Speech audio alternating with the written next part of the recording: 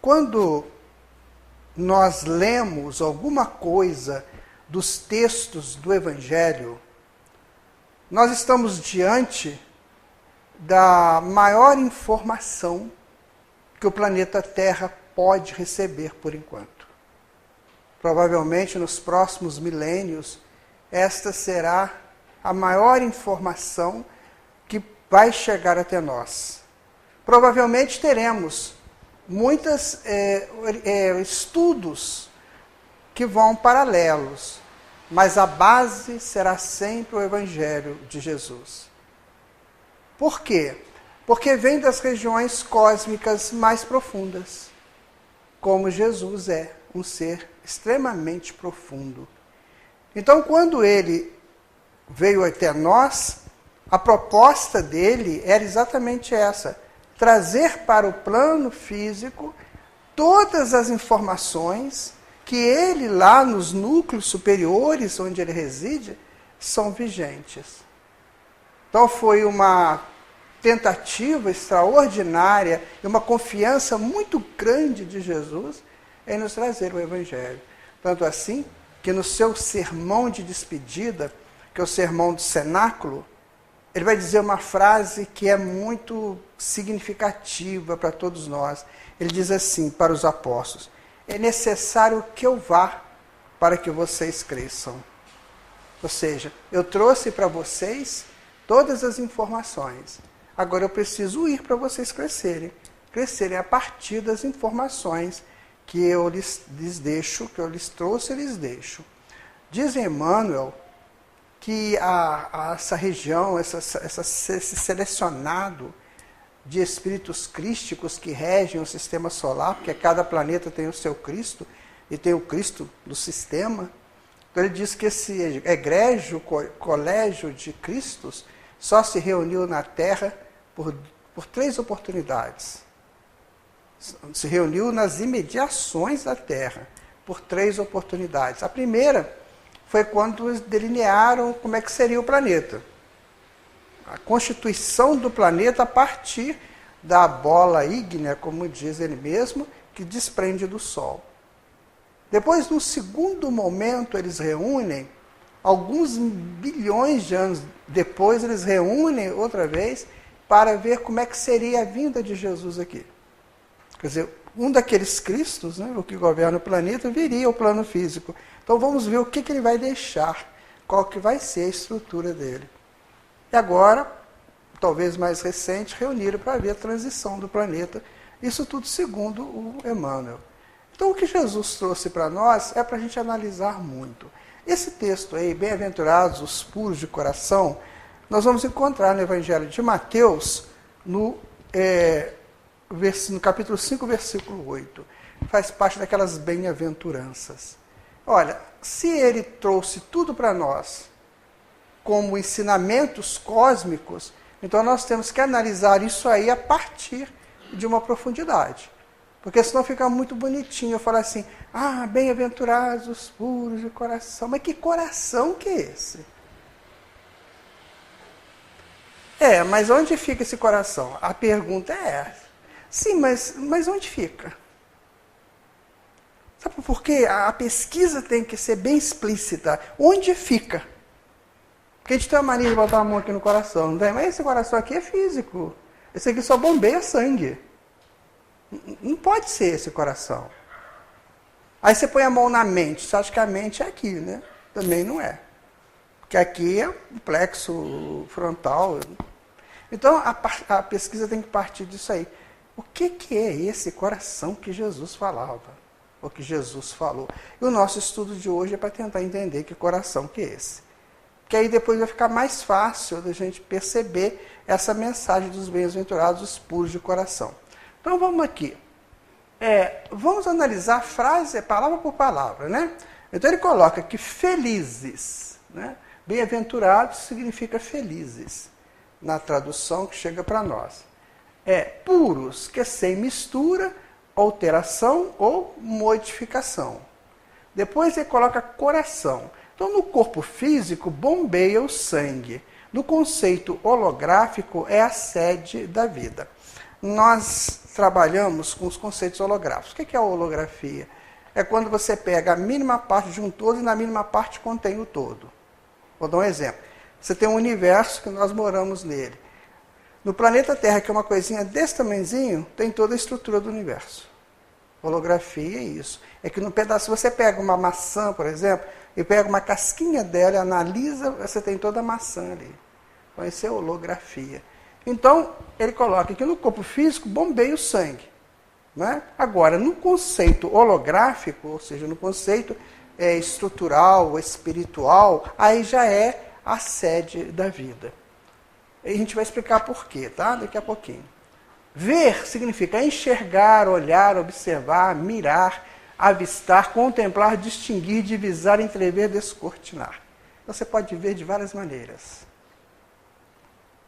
Eu não sei se vocês sabem o que significa a palavra teatro. Vocês já foram ao teatro? Já, né? Todo mundo. O que é teatro? É um lugar que se assenta e tem um palco, né? Não.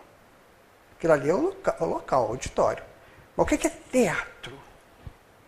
Teatro é uma palavra grega que significa ver, contemplar, olhar. Então, quando eles lá na Grécia iam ver uma apresentação, eles falavam assim, vamos ver, contemplar e olhar? Aí você vai analisar palavra por palavra, você vê que elas são diferentes. Então, isso significa teatro.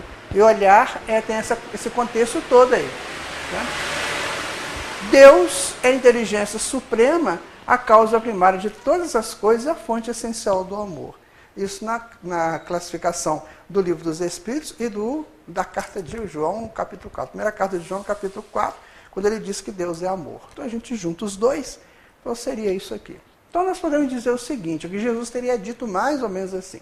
Felizes, pois, os que têm puro coração, sem misturas, porque poderão observar e distinguir a inteligência suprema, causa primária de todas as coisas e fonte essencial do amor.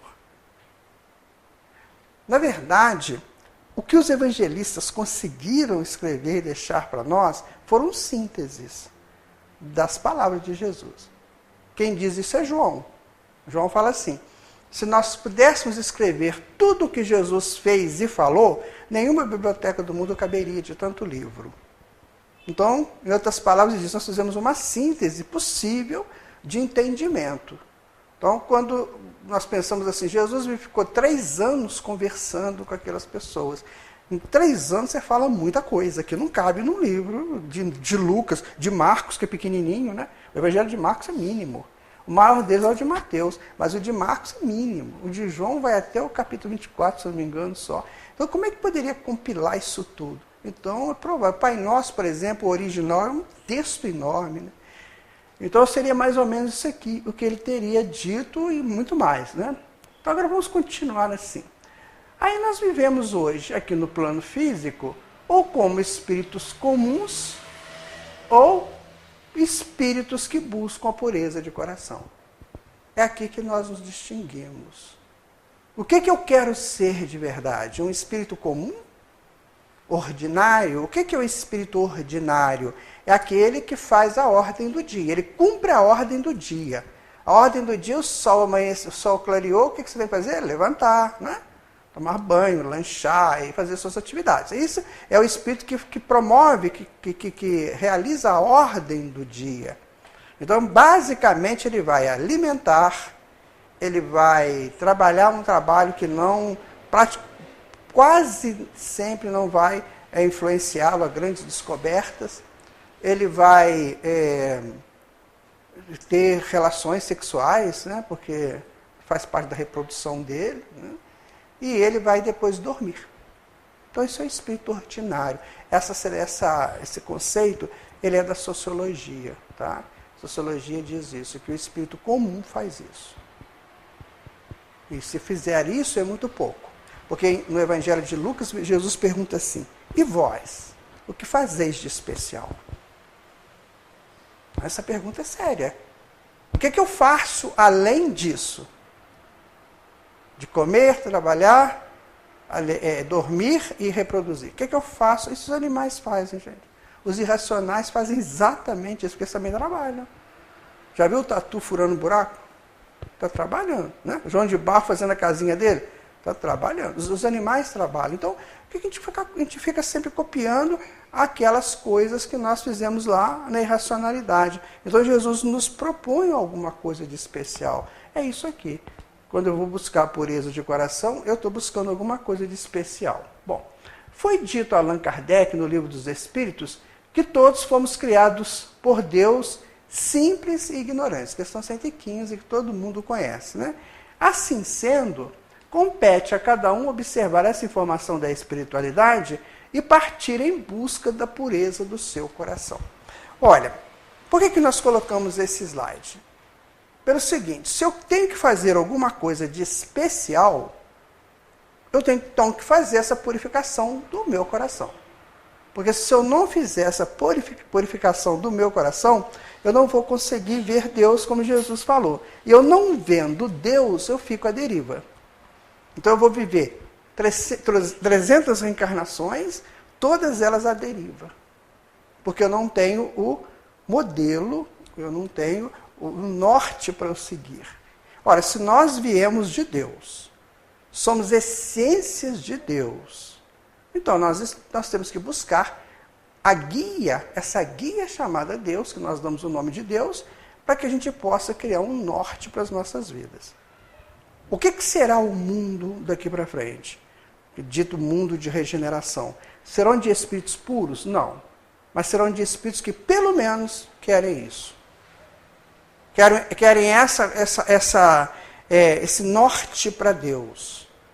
Então eu estou aqui para isso. Eu não vim aqui só para fazer essas 4 coisas básicas. Agora eu quero alguma coisa superior. E essa coisa superior é o meu contato com Deus. Aí você pergunta, mas que Deus? Onde esse Deus está? Nós vamos recorrer de novo a Lucas, quando ele diz assim, Deus está dentro de vós e fora de vós. Ou seja, está dentro de nós como imagem e semelhança. Né? E fora de nós como gestor de toda a criação. Então o Deus que está fora de nós é o Deus completamente expandido, absolutamente expandido. E o que está dentro de nós é o latente, que está amadurecendo gradativamente. Então chega um momento no ciclo evolutivo de cada um de nós que nós temos que buscar esse compartilhamento com Deus daquilo que nós fazemos. Então vamos continuar aqui. Olha só. Vamos fazer agora uma pesquisa. Olha só que interessante. Por que os hebreus, mesmo numa ilha politeísta, conseguiam manter-se fiéis a um Deus único? Qual era a estrutura de que se utilizavam? É bem sério, é bem complexo isso. Nós sabemos que os hebreus é um braço dos exilados de Capela. Vocês sabem disso, né? Foram 4 braços que aconteceram. Esses moços e moças vieram lá da constelação do Cocheiro, quando a Terra estava começando a receber já espíritos humanos. E aí esses exilados, em torno de 200 mil, vieram aqui para o planeta Terra. Jesus os recebeu e disse, olha, eu preciso de alguém que me ajude a fazer o meu primata evoluir. E vocês precisam de se resolverem perante as leis de Deus, que vocês vêm na condição de exilados. Então vamos fazer um trato, eu ajudo vocês, vocês me ajudam. Então foi segundo está no livro A Caminho da Luz de Emmanuel. Né? Então fizeram 4 braços importantes. Um braço era dos egípcios. Os egípcios desenvolveram uma ciência aqui no plano físico que nós ainda não chegamos nela. Não é só pirâmide não, tá, gente? É muita coisa que tem lá que a gente não sabe. Eles tinham lá um negócio chamado geometria sagrada, que eu estou estudando essa coisa há muito tempo, eu não consigo pegar tudo.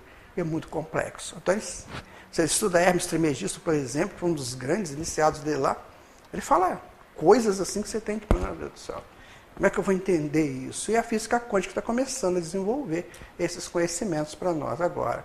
O outro braço foram dos hindus. Então, os egípcios foram responsáveis pela fundamentação da ciência. Os hindus responsáveis pela fundamentação da espiritualidade. Então, eles criaram um regime de espiritualidade naquele lado lá da Ásia, e depois a China foi atrás, o Japão e aqueles países ali próximos.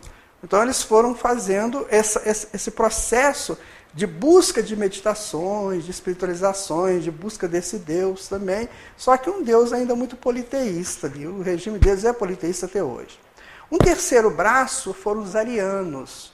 Os arianos, eles se deslocam da Índia e vão em busca de conquistas, vão para a Europa, que hoje é a Europa, e se torna o povo conquistador, o povo de busca de novos territórios. Então eles expandiram o mundo pelas buscas dele. E o último braço seria o dos hebreus, que teve a responsabilidade de estabelecer aqui a ideia de um Deus único. Percebe? Então cada braço foi responsável por uma área.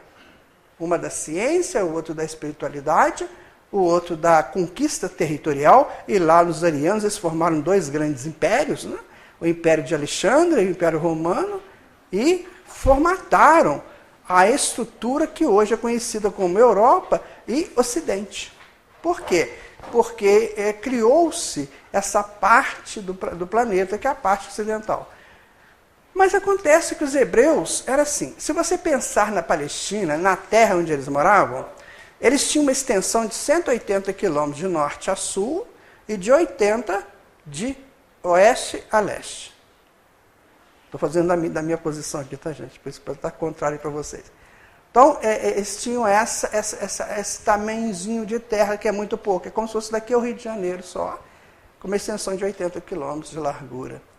Como é que eles conseguiram isso? Se você pegar o mapa da Palestina, você vai pegar lá no leste da Palestina, você vai pegar a Mesopotâmia, que é toda politeísta. Você abaixa um pouquinho, você entra na Arábia, naquela região ali, pegando um pouquinho a Índia, toda politeísta. Você vai no Egito, politeísta. Você contorna, você pega o Mediterrâneo, que todo o litoral mediterrâneo era politeísta. Você pega a Anatólia, politeísta. Você sobe Fenícia, politeísta. Você vai na Síria, politeísta.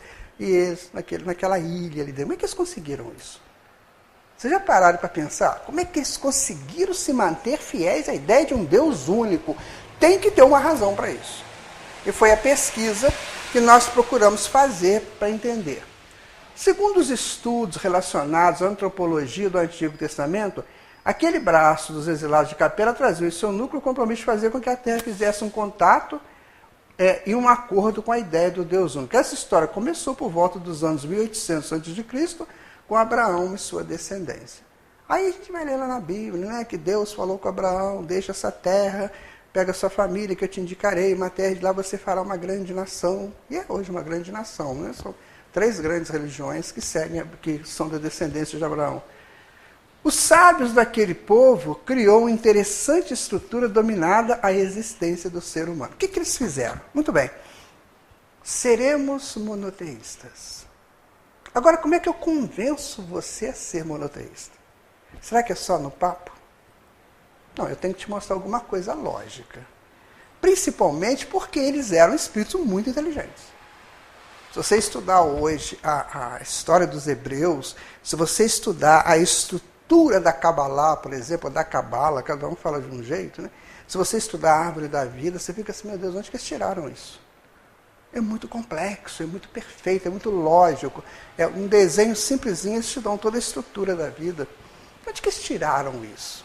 Então, o que os rabinos fizeram? Aqueles altos sacerdotes dos estudos hebreus, que provavelmente de descendências lá dos grandes mestres de Capela, então eles criaram uma estrutura, que eles deram o nome disso aí, a existência do ser humano. Dividiram em 4 pilares. Muito interessantes, 4 pilares, certo? Então, em cima desses 4 pilares, eles estabeleceram uma plataforma e em cima eles colocaram Deus.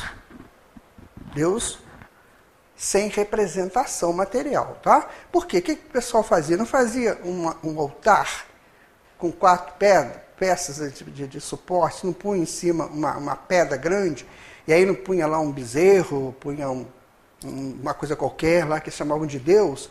Então, eles também fizeram isso, eles colocaram uma estrutura de 4 pilares e na plataforma, quando formada, é Deus. Então, este Deus imaterial, ele gesta todos os pilares, os 4 pilares que estão aqui embaixo. Vamos ver os 4 pilares, quer ver? No primeiro pilar, eles colocaram assim, o ser humano é uma pessoa necessitada. Então, se ele é uma pessoa necessitada, é necessitado de quê?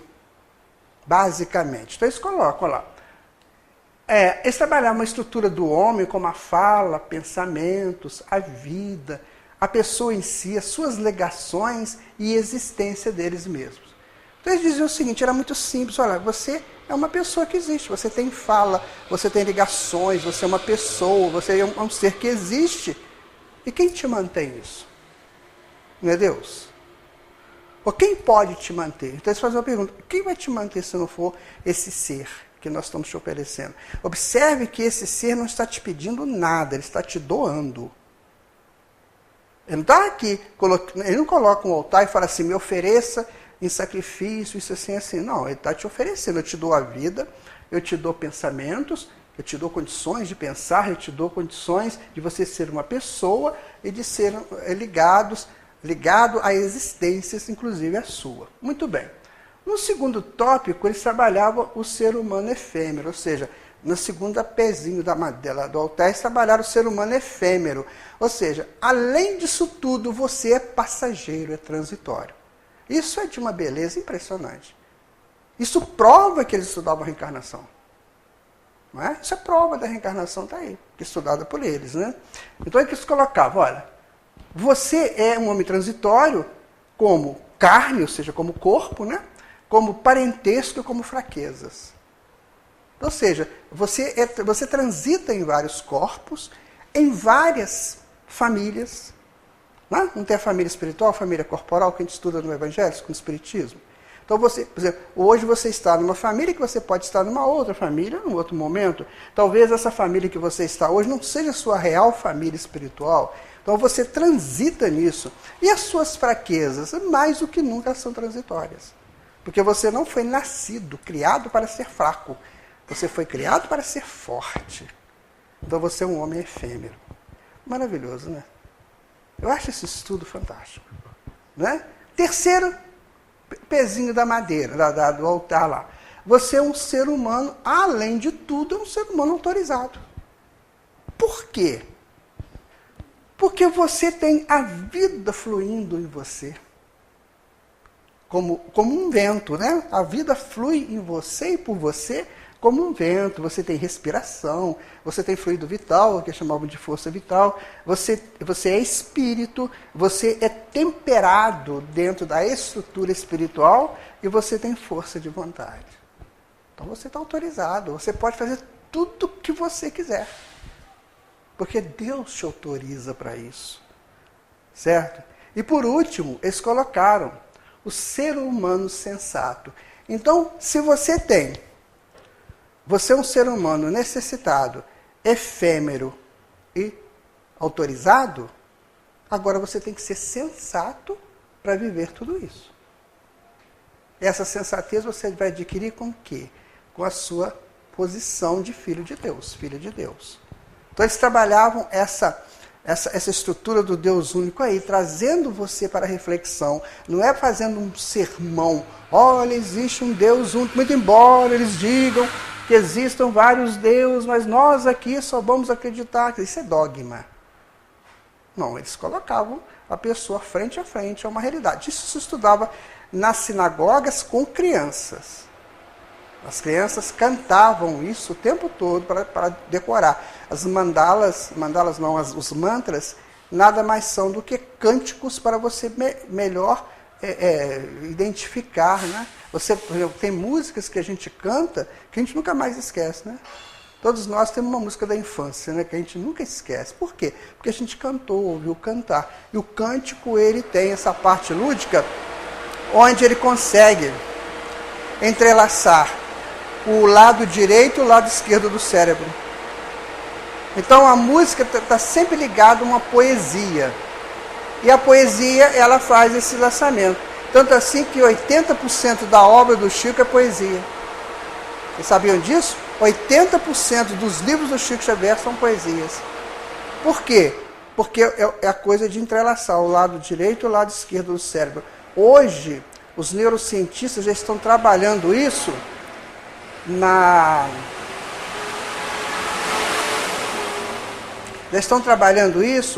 na ajuda de minorar os danos do Alzheimer.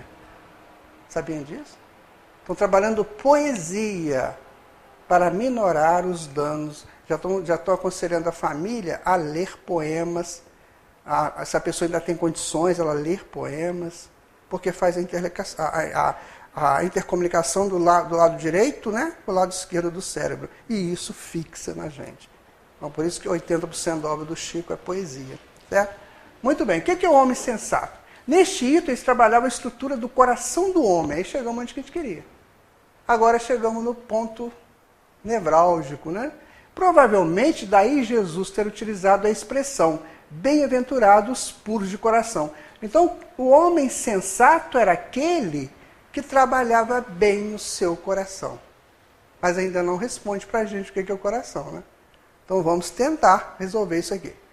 A palavra mais importante do Antigo Testamento, minha gente, é coração. Vocês querem ver? Aqui, olha. Ela ocorre 598 vezes no Antigo Testamento, 252 vezes no aramaico, que era a língua falada por Jesus. É muita repetição, tem alguma coisa forte em cima disso, para chamar aquelas pessoas para serem sensatos, né? Então vamos ver em Samuel, o primeiro livro de Samuel, no capítulo 25, 37. Ele vai dizer o seguinte, ó: o seu coração morreu no seu interior, e ele se tornou pedra. Cerca de 10 dias depois, Yahvé feriu a Nabal, de modo que ele morreu. Morreu porque o coração virou pedra? Será que é o coração físico que virou pedra, mas ele era mau? Porque a pessoa é mau, o coração não vira pedra, não? Vocês já viram? A pessoa mau, o coração vira pedra. Costuma ficar aí até muito tempo fazendo maldade, né? Não vira pedra.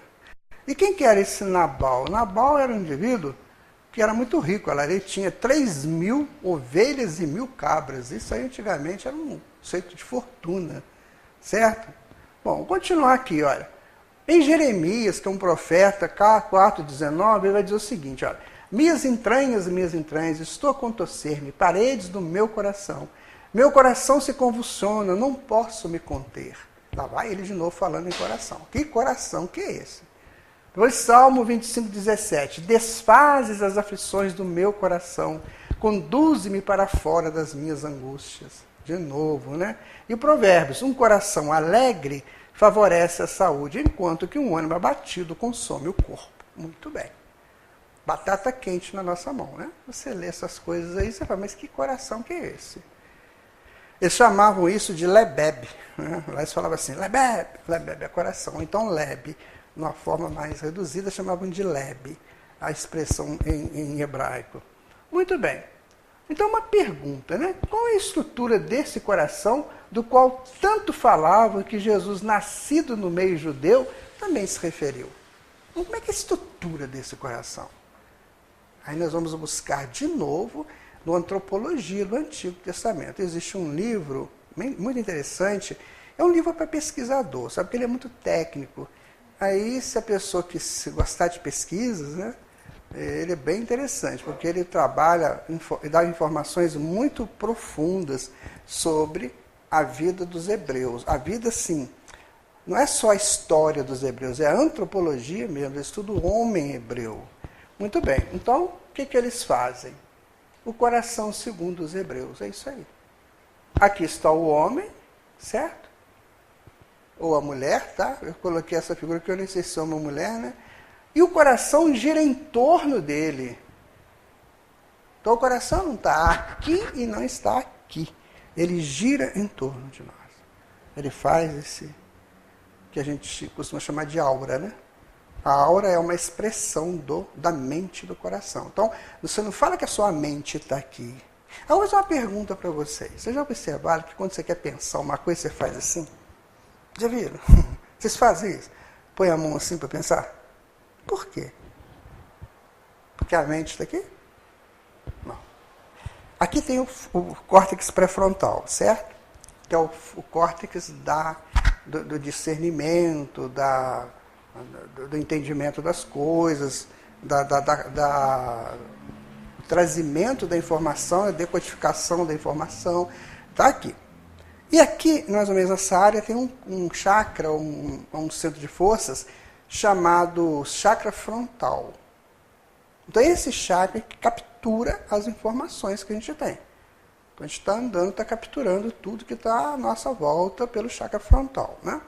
E aqui nós temos na mão um chakra secundário chamado chakra palmar.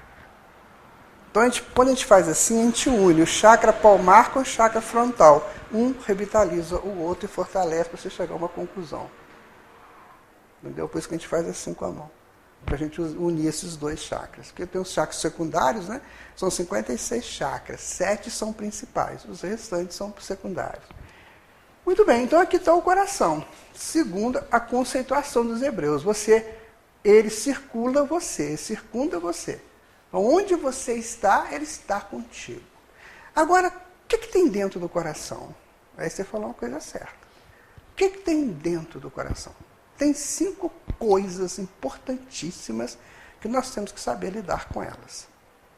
Por que nós ainda somos espíritos sofredores, complicados, cheios de 9 horas, né? A gente é cheio de milímetros, esse negócio. Por quê? Porque a gente não sabe lidar com as coisas que estão ali dentro. Vamos pegar a primeira coisa, que é uma das mais complicadas, né? Seriam os sentimentos. Você sabe quantos sentimentos o homem comum tem hoje? Desenvolvidos? Vocês têm uma ideia? Não? 386. E pior de tudo, você não sabe o que é. Que ele funciona com um eixo. O sentimento funciona num eixo, tá? Ok? Essa parte preta eu vou colocar como o lado negativo do sentimento. E o lado de cá eu vou colocar como lado positivo, ok? Então eu vou falar assim, quer ver? Amor, positivo. Qual que é o negativo do amor? Ódio. Eles funcionam assim, um grupo. Medo, coragem, né? Tristeza, alegria. Então eles vivem assim. Não sei se vocês já ouviram falar na dança de Shiva. Já ouviram falar essa frase? Então, Shiva era o dançarino do universo, né? Gente, é lindo demais estudar. Eu digo a vocês, estudem, vocês não sabem o que é essa coisa. É maravilhoso demais. Então, Shiva é o dançarino, é um deus dos hindus, que é um dançarino do universo. O que ele faz? Ele dança. O que é o Shiva? O Shiva são os opostos.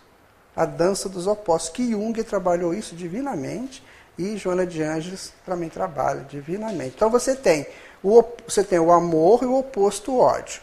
Então se você ficar assim, vai ser sempre amor e sempre ódio, não é assim? Qual que é a dança? A dança faz um interpenetrar no outro. Então o ódio interpenetra no amor, ou se muda pelo amor, ou inunda o amor. Vai depender de quem? Do dono do sentimento. Então, tudo gira assim. Quem que falou isso, gente? Eu não sei Jung, eu não sei Joana de Ângeles. Teve uma pessoa que falou isso de uma maneira magistral. Não. Ele é muito amigo de Jesus, mas não é Jesus. Mas Jesus também falou de outra maneira. Aquele que fala assim, Senhor, fazei de mim um instrumento da vossa paz. Onde houver ódio, que eu leve o amor. Onde houver tristeza, que eu leve a alegria. Está vendo? Ele trabalha os opostos. Então, Francisco de Assis faz um jogo de opostos que é maravilhoso. A gente tem uma palestra só sobre jogo de opostos, ou dança dos opostos. Um dia eu posso fazer para vocês. É muito interessante a dança dos opostos. Quando ela começa do arquétipo primordial, vai dividindo nos opostos. Nossa, é muito show. Então, quer dizer, nós trabalhamos assim. Então, o que é que eu tenho que fazer? Vamos imaginar o seguinte, que eu olho para você, certo? Junto com sentimentos, nós temos 2 caixinhas lá em cima. Uma afeto, outra desafeto, que é resultante do oposto, do jogo de opostos. Então, eu olho para você. Eu sinto um ódio de você. Porque onde que eu peguei esse ódio? Na minha caixinha de desafeto. Então, por que a vida me colocou perto de você? Para que eu mudasse o sentimento. Quem que falou isso? Agora sim, o Mestre Jesus. Concilia-te depressa com teu adversário enquanto estás a caminho com ele, para evitar que ele te leve ao juiz ao ministro oficial e te prenda, e você vai sair de lá só depois que pagar o último ceitil. Ou seja, Aproveita que você está perto do teu desafeto e faça dele um afeto. É fácil a beça isso, né? Te faz assim, tranquilo, sem pensar. Não é assim? Isso é mole, isso aí já passamos essa fase. Então o sentimento é isso, minha gente. Enquanto a gente não acabar com o teor negativo dos sentimentos, a pureza de coração vai estar um pouquinho longe. Percebe como é que a mensagem aparentemente é simples, já começa a complicar? Hã? Será que eu faço isso? Então eu comecei a me observar. Quando eu chegava perto de uma pessoa que eu sentia desafeto, sentia raiva daquela pessoa, eu falava, por que eu estou sentindo raiva de você? Não estou entendendo isso. Eu tinha um time de futebol que você não podia nem falar o nome desse time para mim. Você falava o nome desse time, nossa, eu já ficava assim, sai de perto de mim. Você não pronuncia essa injúria, essa blasfêmia na minha frente. É Flamengo mesmo, tá, gente? Aí quando foi um dia, eu fui assistir um jogo na televisão, já na quarta-feira dessa aí que passa jogos, né? Não tinha nada que fazer, fui lá ver um jogo, Flamengo e Santos. Quando começou o jogo, eu tenho uma mediunidade que às vezes me dá uma informação muito profunda. Ela falou comigo assim, vai perder de 2-0 o Flamengo. E foi 2-0 o Santos. Aí eu comecei a observar os jogadores do Flamengo, a luta deles para ganhar, mesmo que psicologicamente já tinham perdido. Eu falei, gente, tadinho deles. Olha como é que eles lutam e vão perder. Aí eu comecei a gostar. Mas pela luta deles. Eu me lembro de um jogador lá que era muito famoso, tal de Leonardo Moura, né? Ele pegou a bola e foi fazendo, tadinho, vai perder. Aí Dancadinho Santos lá fez o... Então eu comecei a aprender ali, foi uma chance que eu tive. Pronto, acabou o tal do desafeto, não tem mais desafeto. Então a vida oferece a gente as possibilidades de você vencer seus desafetos. Então você fala assim, olha, eu não gosto de você ainda. Eu falei isso na reunião ontem, eu falei, eu ainda não amo vocês, do jeito que Jesus manda a gente amar. Mas eu tenho muito respeito por vocês. Então já é um ponto, né, de chegada no amor. Certo? Entenderam o sentimento? É mais ou menos isso. Aí agora vocês, quando se sentirem, quando vocês estiverem... Isso é o tempo todo a gente tem, né, esse exercício de sentimentos. Então quando você vê falar, você quer ver uma coisa séria? É quando você ouve a pessoa, você está na televisão assistindo lá um noticiário, aí deu uma notícia assim, foi achado hoje aquele homem que estuprou 25 meninas no parque. O que você fala na hora? Bem feito. Mata. Pena de morte. Isso é um monstro. Não é assim que a gente pensa? Normalmente. Claro que tem outras pessoas que não pensam, mas normalmente é isso. Aí eu pergunto para vocês, onde que tem monstro, gente? Como é que é a estrutura de um monstro? Vocês conhecem? Aqui no plano físico a gente já viu um monstro, assim, tem algum monstro? Como é que eu chamo ele de monstro? Onde que eu tiro essa imagem de monstro? De onde que eu tiro? Eu sou o monstro. Isso é sério. Quando eu chamo alguém de ladrão, eu sou ladrão. Por isso que eu identifiquei nele o ladrão, senão eu não identificaria. Quando Jesus estava caminhando na estrada com os apóstolos, tinha um cachorro morto já de alguns dias, né? Cheirando mal, decomposição. Os apóstolos passaram igual a gente passa, cheio de coisinha, né? Aí Jesus chega, abaixa assim até o cachorro, olha, fica ali olhando, sem proteção nenhuma no nariz. Né? Imagina o nariz de Jesus, a sensibilidade dele, né? Olhando, depois ele levantou e falou assim, olha, que belos dentes tem esse cão. Vocês conhecem isso, né? Então, é a diferença, né? Bom, vamos continuar. Outra coisa que tem lá no coração é o desejo. Isso também é muito fácil de controlar, né? A gente só deseja coisas boas. Os desejos nossos são assim fantásticos, alto nível, né? A gente não deseja que ninguém quebra a perna, a gente não deseja que o outro sofra, a gente não deseja que Deus ajude o meu filho a passar no vestibular, né? Problema do outro filho, problema dele, sem saber que o outro filho também é filho de Deus, né? A gente quer uma vaga e eu peço a Deus, meu Deus, eu preciso, me ajuda para ganhar essa vaga, mas o outro também merece a vaga. Então os nossos desejos são muito complicados. A gente tem que aprender a ponderar os nossos desejos. Porque uma vez desejado, pode ser que cumpra. E aí? E se depois eu não gostar daquilo? Você quer ver uma experiência bem simples, que eu acho que aqui ninguém faz isso não, mas eu conheço gente que faz, sabe? É quando você vai no shopping e você vê uma coisa que enche o teu olho. Né? Aí as senhoras gostam muito de bolsa, né? Sim, bolsas, sandálias, vestidos. Homem já é outras coisas, tênis. Muito bem. Aí você chega lá, você olha e você fala assim, eu não preciso disso, mas eu vou comprar. Aí você compra, né? Chega em casa, quando você põe aquela roupa, nossa, coisa horrível, eu não sabia que era tão feia assim não, e nunca mais usa. Gente, eu já fiz isso. Ficou aquela roupa guardada no guarda-roupa que eu nunca mais usei. Então são desejos retardados, né, que a gente não sabe lidar. Então lidar com desejo é uma coisa muito séria. A Joana de Anjos fala que os desejos vão se transformar em paz. Então quando você estiver em paz, você não tem mais desejo. A paz te traz tudo que você precisa. Né? Outra razão, né, como eu vou trabalhar com aquilo que eu sei. Eu acabei de ter uma informação. Como é que eu trabalho essa informação? Fazendo fofoca com ela? Né? Ontem eu estava caminhando assim, aí tinha uma menina e um rapaz na minha frente, eles devem estar voltando de férias, ou desse feriado que teve aí, eles são estudantes. A menina vira para o cara e fala assim, é que me conta quais são os babados novos. Eu falei, eita, nós. Quais são os babados? Aí o rapaz falou assim, não, tem babado. Aqui não tem o quê, cara? Conta. Eu falei, é a razão, né? Está trabalhando a razão dela. Ela quer saber os babados. E com certeza os babados não são essas coisas boas que ela quer saber. Não, fulano fez uma prova antes da Semana Santa, fez uma nota. Isso ela não quer saber, não. Ela quer saber outros babados. Então a gente tem que tomar cuidado, porque a gente adora querer saber notícias, né, negativas dos outros. A outra vontade, né? Quais são as minhas vontades? Vontade é um negócio danado, porque a vontade, segundo Leon Denis, é a maior potência da alma. Então, se a gente não purificar, aquele negócio que falou, né? Ver, enxergar, purificar, tornar pura, substância, se a gente não fizer isso aqui, a gente não vai ver a outra coisa que está dentro de nós. Então, para a gente chegar a enxergar esse aqui, nós temos que purificar isso aqui. É fácil a beça. Convenhamos, é muito fácil. Basta querer. Questão 909 do Livro dos Espíritos.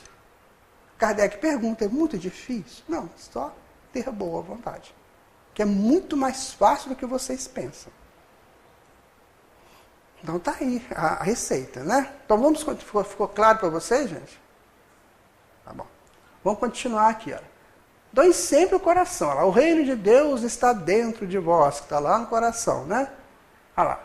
Preencha o seu coração da palavra de Deus e proclame as maravilhas do Senhor. A boca fala do que o coração está cheio. Aí é Jesus. Aí. Mais coisa aqui, ó. O homem bom, do bom tesouro do seu coração, traz para fora o bom. Bom sentimento, bons desejos, boa vontade, né? E bom raciocínio, né? Pois é da abundância do coração que a sua boca fala. Aí a pessoa que xinga muito, reclama muito, ele está falando que está dentro do coração dele. Né? Rebeldia. Gente, todo ato de reclamação, preste atenção, vocês nunca mais reclamarem de nada. Toda vez que você reclamar da mínima coisa, você está reclamando de Deus. Toda reclamação é dirigida a Deus. Observe as suas reclamações. E essa roupa que não seca, meu Deus do céu. Porque Deus não mandou calor suficiente para secar a tua roupa. E essa chuva que não passa? Não é? E esse sol que está me queimando? Tudo que você reclama de Deus. E essa coisa que está na minha frente, que me está reclamando do Filho de Deus que está te atrapalhando. Então, toda reclamação você faz a Deus.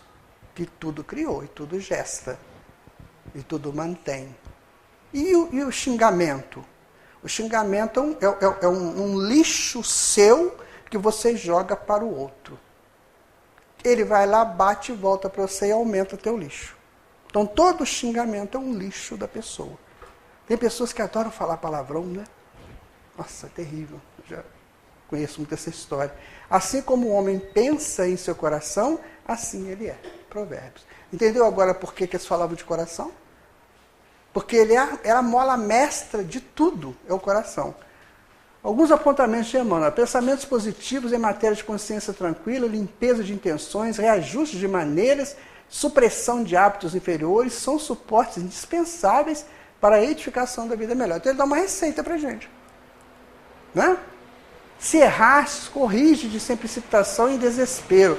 Não admitas o fracasso por perda definitiva, e sim por ensinamento necessário ao triunfo.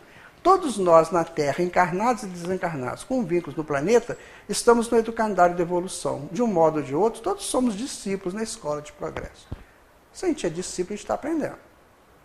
O bom é ser bom discípulo. Estou aprendendo sempre, estou seguindo sempre essa informação. Né?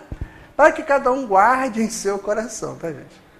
Se me amais, guardais o meu mandamento, que eu vou enviar um consolador. É isso que nós temos aqui. Essa casa, que é uma casa de estudos da doutrina espírita, que vai nos ensinar a purificar os nossos corações, certo?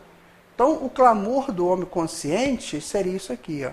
Alarga as estreitezas do meu coração. Está em Salmo, né, 25, 17, que é isso, a letrinha aqui, que é bem interessante ler isso aqui, né? Bem legal. Muito bem. Como Kardec abordou esse tema? Então, Kardec colocou no capítulo 8 do livro do Evangelho segundo o Espiritismo, né? Então, ele coloca lá, na estrutura ele fala, simplicidade e pureza de coração. A pureza de coração é inseparável da simplicidade e da humildade. Ou seja, sem humildade a gente não purifica sentimento, nem desejo, nem vontade, nem razão. Palavras do Kardec, né? Pecado por pensamento, adultério. A verdadeira pureza não está somente nos atos, está no pensamento. Porquanto aquele que tem puro coração nem sequer pensa no mal. Porque a gente, quando pensa em adultério, a gente pensa em adultério de namorados, marido, mulher, né? Não, adultério está em eu adulterar qualquer coisa com o meu pensamento errado. Eu chego aqui nessa casa, uma casa tão bonita, e eu falo assim, nossa, coisa horrível. Isso é adultério. Toda vez que eu adultero alguma substância, adultero alguma circunstância, é considerado também um erro muito grave, né? Verdadeira pureza. À medida que avança na vida espiritual, a alma que enveredou pelo mau caminho se esclarece e despoja, pouco a pouco, das suas, em virtude do seu livre-arbítrio. Então, a gente tem um caminho para seguir. Isso é bem alentador, né? Então, à medida que a gente vai crescendo, vai aprendendo, a gente vai mudando, vai melhorando. Né? Agora, ainda tem mais. Cara. Mãos não lavadas. Como se fosse muito mais fácil praticar atos exteriores do que se reformar moralmente, lavar as mãos do que expurgar o coração, iludiriam-se a si próprios os homens. Então, é muito fácil eu tomar um banho, ficar bem cheirosinho, bem arrumadinho, bem lindinho, né? E chegar numa sociedade me colocando de uma maneira muito, assim, super, né? Nossa, olha quem chegou, olha que está linda, está lindo. Mas e o coraçãozinho, como é que está? Na hora de começar a conversar ali, o que é que vai sair? Tem gente que fala assim, no meio de homem isso é muito comum, né? A pessoa fala assim, ela é bonitinha, mas não deixa ela abrir a boca, não. Vocês já ouviram isso? Ela é muito bonitinha, mas não conversa com ela, não deixa só a beleza do jeito que está. Porque se abrir a boca vai ficar horrível. Porque só fala bobagem. Né? Assim também ele, né? Ele é muito bonito, ele é bem lindo, mas não deixa ele abrir a boca, não. Porque se ele abrir a boca, você sai espantado. Então é isso que Jesus falou para a gente não fazer, né? Escândalos, no sentido vulgar, escândalo se diz de toda ação que de modo ostensivo vá ao encontro da moral ou decoro. O escândalo não está na ação em si mesma, na repercussão que possa ter. Então qualquer coisa que faz uma repercussão muito grande é um escândalo. Eu não posso ser o motivo desse escândalo, porque Jesus não falou, né? Ai de quem foi escandalizado. Ele fala, ai de quem escandalizou. Não é? E se vossa mão é motivo de escândalo, cortai-a. Não é para cortar a mão, né? É cortar uma ação, porque mão pressupõe possibilidade de ações. Né? Então você vai cortar uma ação se ela for fazer com que esta ação você seja motivo de escândalo. Então isso aí são ideias para se purificar o coração. E tem dos espíritos, né? Deixai que venham minhas criancinhas, porque elas são profundas em sua simplicidade. Né? Então não era só para criança, mas também a das almas que gravitam em regiões inferiores, onde o infortúnio desconhece a esperança. É um espírito protetor. Então, é você buscar a simplicidade das coisas. Tanto da criança, que até os 8, 9 anos, a criança está fechada, a estrutura do cérebro dela, as redes neurais, ainda não estão expandidas. Isso só vai acontecer lá para o 20º aniversário. do espírito, quando ele está aqui, que se expande. Até lá, não. Você vê que o adolescente ele é meio assim, vai, hoje eu quero, amanhã eu não quero, hoje eu amo, amanhã eu não amo, assim, porque não está finalizada, não estão finalizadas as estruturas neurais. Então a criança, como ela não tem isso ainda, o que acontece? Ela passa uma coisa de pureza para a gente. Agora, depois que quer ficar maiorzinho, não põe o dedinho na boca, não pode morder, não é isso? Bem-aventurados que têm fechados os olhos, lembrai-vos que o Cristo disse, convir que arrancasse o vosso olho se ele fosse mau. Ou seja, você não olhar para as coisas que podem ser negativas.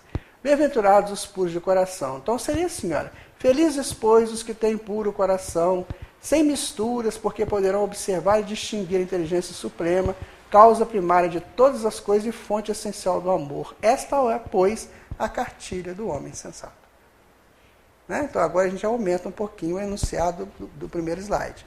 Que aí já sabemos que o homem sensato é o homem que cuida do coração. Então o homem sensato faria isso aí. Certo? Por que os espíritos, por que os puros de coração, os homens sensatos buscam o caminho para se auto-amadurecerem? Daí que se torna necessário um estudo sobre sensatez. Sensatez é a arte de saber o que deve ser revelado. William James foi um político, um escritor e um estudioso lá dos Estados Unidos. Né? Então, os sensatos são aqueles que, vê se a gente consegue isso aqui, olha, cultivam apenas bons sentimentos, ou seja, só sentimentos positivos, certo? Sabem controlar e direcionar seus desejos. Aprimoram a razão amando e instruindo-se. Né? E utilizam da potência da vontade para elevarem-se espiritualmente. Esse é o homem sensato. É uma cartilha para o homem sensato. Certo? Não é difícil não, sabe? A gente não vai querer fazer isso de uma hora para outra. Eu tive uma informação de um etólogo que ele estudou muito as formigas, sabe?